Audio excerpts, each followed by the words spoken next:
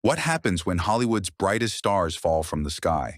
When fame turns sour and the cameras stop rolling, not because the audience walked away, but because the studios shut the doors for good. Some actors were banned forever, and yes, banned. Their names erased from the marquee, their careers shattered not by poor performances, but by scandal, politics, or whispers too loud to ignore. And here's the twist. You know their faces. You've watched their films. But do you know the secrets behind their downfall? Let's pull back the curtain. Fatty Arbuckle. Our first tale is a Hollywood tragedy dressed as a slapstick comedy. Roscoe Fatty Arbuckle, silent cinema's jovial giant, a man who made audiences howl with laughter, was one of the first true movie superstars. He was earning $1 million a year when $1 million was a king's ransom.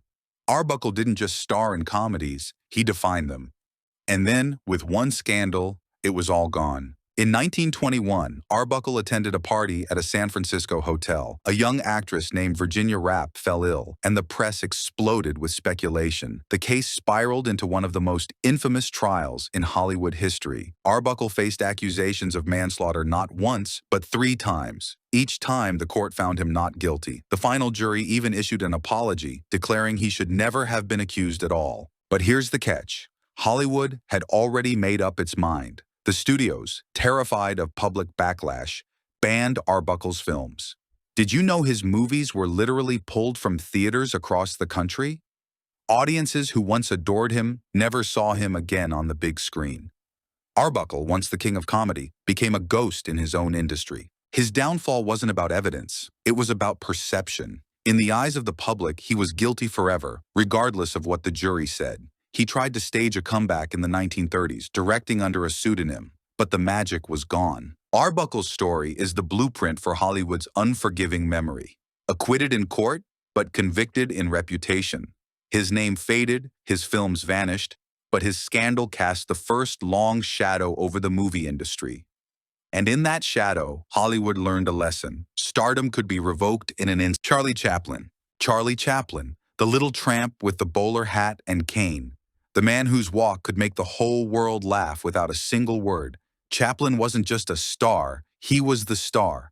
His films defined silent cinema. His face was as recognizable as any president's, and his artistry was compared to Shakespeare's. So how could Hollywood ever turn its back on him? It wasn't a bad movie that sank Chaplin. It wasn't a box office failure. It was politics, paranoia, and perception. By the 1940s, Chaplin had already spent decades as the king of comedy. But the world was changing.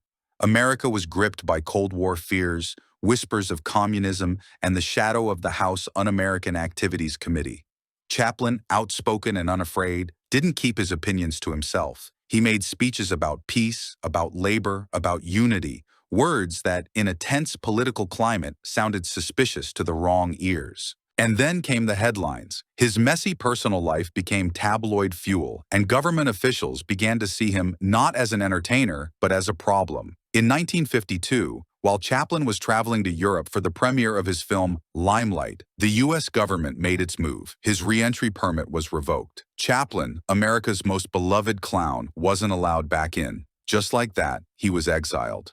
Did you know that when Chaplin heard the news, he didn't even fight it? He packed up his family, moved to Switzerland, and never made another American film. From that day forward, the tramp walked no more on Hollywood Boulevard. His ban wasn't official in the sense of a courtroom verdict, but it was absolute. The studios wouldn't touch him. His name became radioactive. The same country that once worshipped him had shut the door forever. Decades later, Hollywood tried to make amends. In 1972, Chaplin returned briefly to accept an honorary Oscar. The standing ovation lasted 12 minutes longer than most modern films' opening scenes. But the damage was already done. Chaplin's prime years had been stolen, his career in exile. Charlie Chaplin proved that not even the most beloved star was untouchable. Hollywood gave him the world, then took it away. John Garfield. If James Dean was the rebel of the 1950s, John Garfield was his prototype. Brooding eyes, a restless energy, and a talent that burned through the screen, Garfield was the working-class hero Hollywood didn't know it needed until he arrived. From Body and Soul to The Postman Always Rings Twice, Garfield gave audiences something raw and real. He wasn't polished like Cary Grant. He wasn't larger than life like Clark Gable. He was human vulnerable, scrappy, magnetic. But in Hollywood, talent wasn't always enough to survive the storm. The late 1940s brought the Red Scare when the House Un-American Activities Committee began its crusade against alleged communist influence in Hollywood. Careers turned to ashes overnight. Writers, directors, actors, many refused to testify or to name names. Garfield was one of them. Garfield wasn't a politician. He wasn't a radical. But he believed in fairness, in standing by friends, in not selling people out to save himself. When HUAC came calling, he refused to cooperate.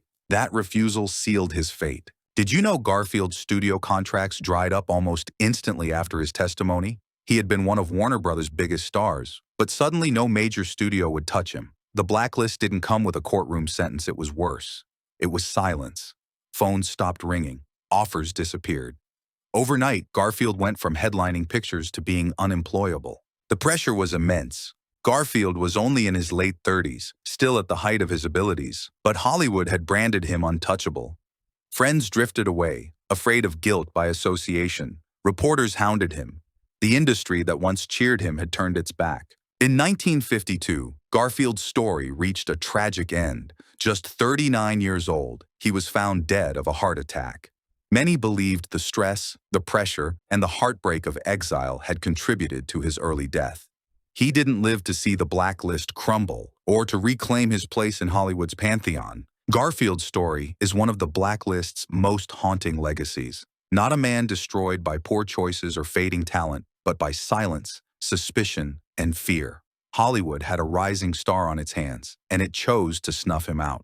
John Garfield was banned, yes, but not forgotten. Every time a modern actor plays the flawed, soulful outsider, they're channeling the ghost of Garfield. Dalton Trumbo. Dalton Trumbo wasn't a matinee idol. He didn't have the sharp jawline of a leading man or the smile of a studio darling. What he had was a typewriter and words so powerful they built entire worlds. He was one of Hollywood's most brilliant screenwriters, crafting dialogue that crackled and stories that lingered long after the credits rolled.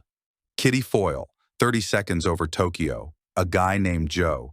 Trumbo's pen was a studio's secret weapon. But in 1947, that same pen turned into evidence against him. That year, the House Un-American Activities Committee zeroed in on Hollywood. A list of unfriendly witnesses was called before Congress, accused of communist sympathies. Dalton Trumbo was among them. And unlike others who folded under pressure, Trumbo refused to answer the questions. He wouldn't name names. He wouldn't betray his colleagues. He stood his ground. The price?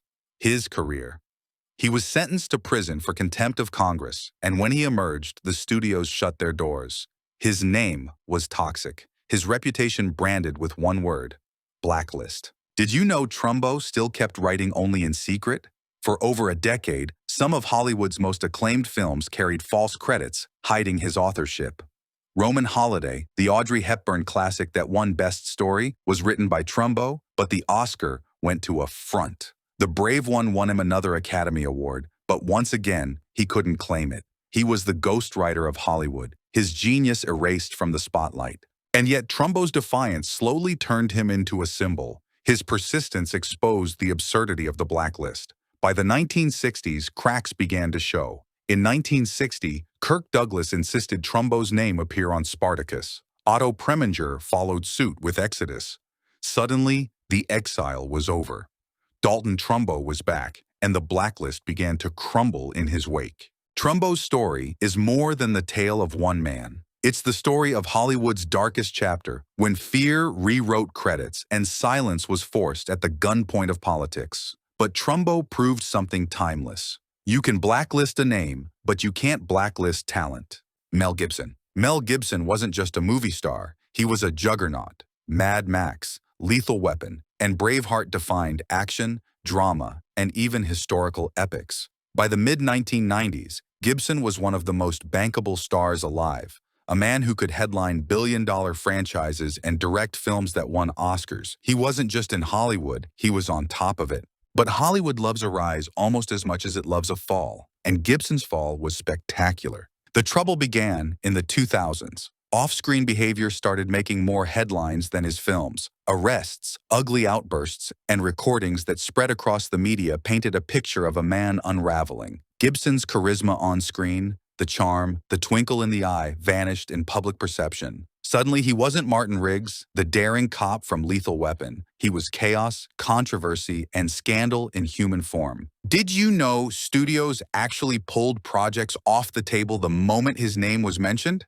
A man who once commanded the A-list suddenly couldn't get a meeting. Hollywood has forgiven many things, but Gibson became radioactive. His name disappeared from red carpets, his roles dried up, and directors who once begged him to star in their films kept their distance. For nearly a decade, Gibson was unofficially banned, not by a courtroom decree or a blacklist committee, but by the quieter, deadlier exile of Hollywood's silence. No offers, no invitations, no place in the machine he once ruled. And yet, like any great Hollywood arc, there was a twist.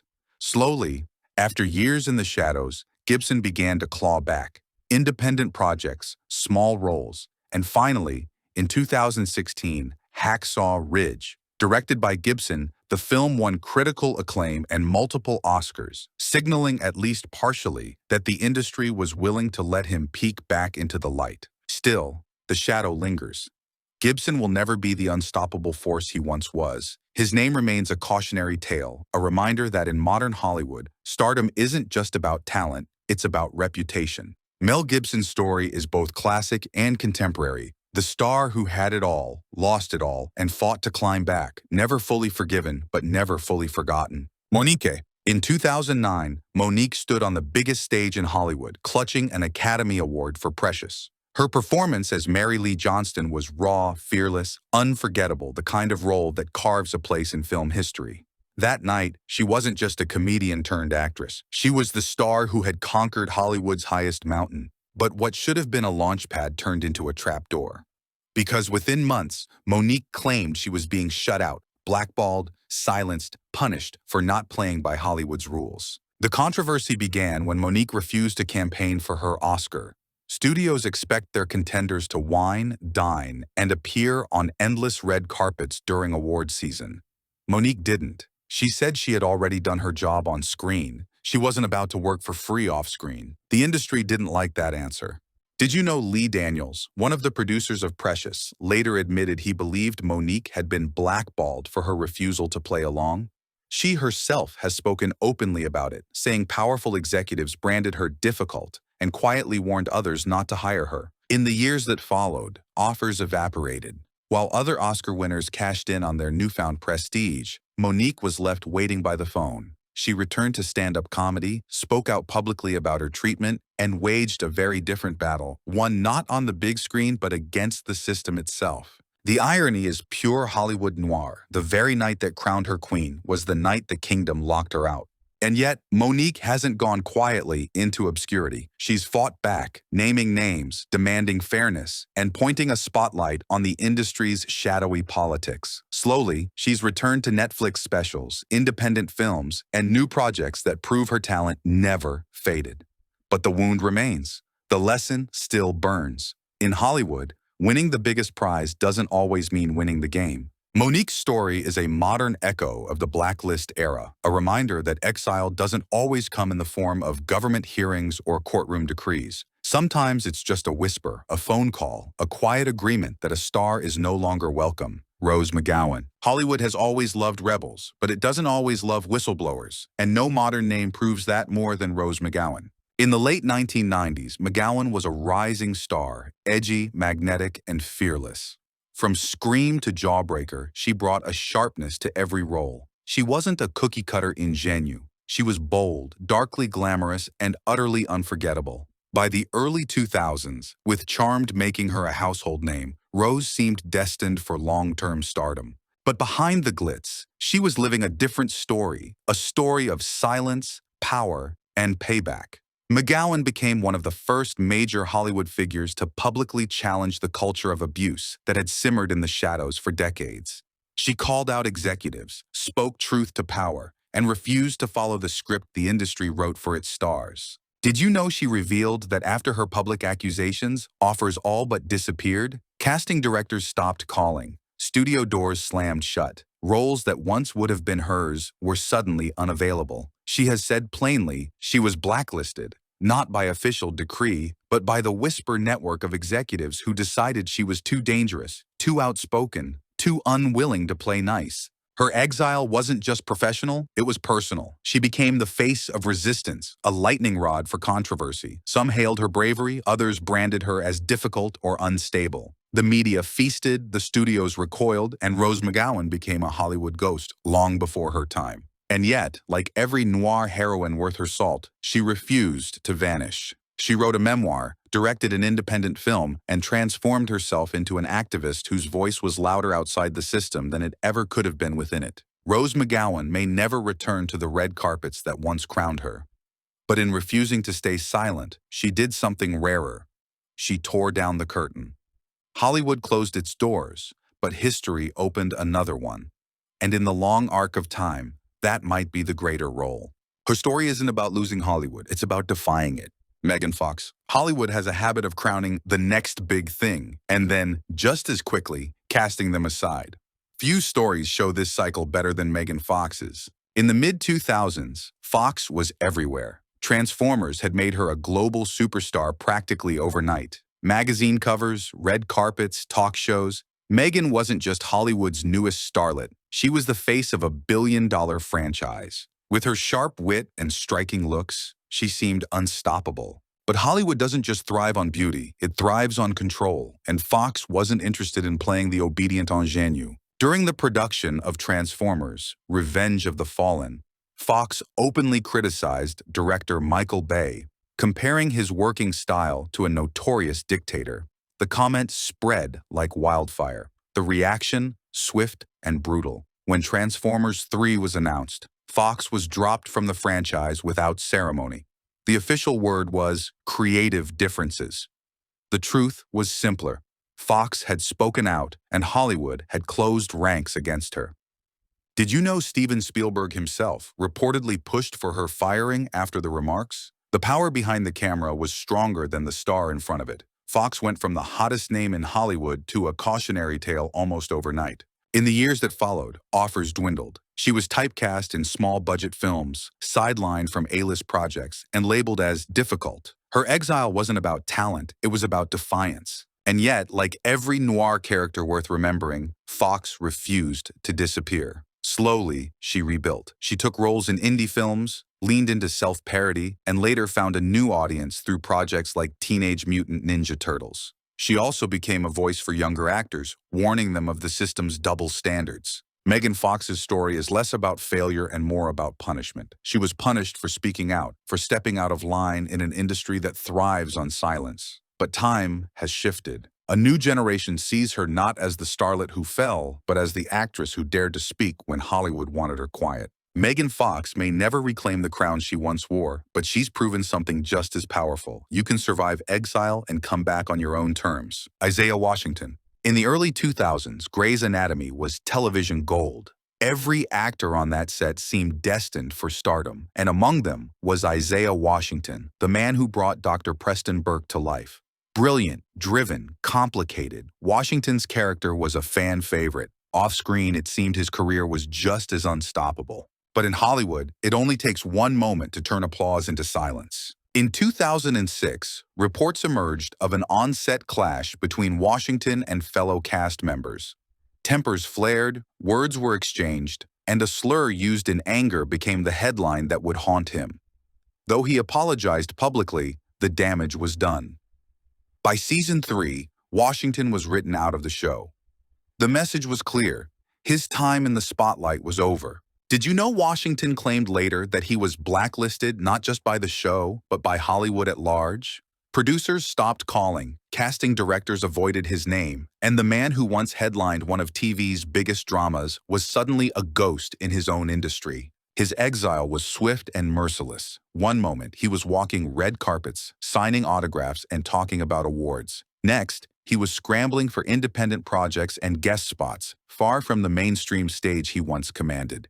In Hollywood terms, it was a ban not on paper, but in practice. And yet, Washington didn't go quietly. He spoke out about what he believed was unfair treatment, about the politics of the industry, about the way one misstep could erase years of work. He didn't reclaim his primetime throne, but he did find roles in smaller productions, carving a space for himself outside the system that shut him out. Isaiah Washington's story is one of Hollywood's fastest falls, a cautionary tale of how quickly power can shift, how swiftly a door can close.